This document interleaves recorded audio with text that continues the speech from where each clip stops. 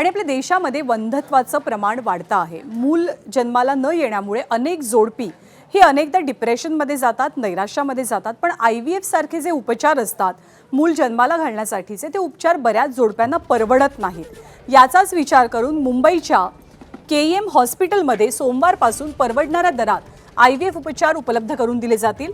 खासगी रुग्णालयांमध्ये IVF ट्रीटमेंटसाठी होणारा लाखोंचा खर्च लक्षात घेता पालिकेच्या रुग्णालयात सुरू होणारी ही सेवा अनेक जोडप्यांसाठी दिलासादायक बाब मानली जाते।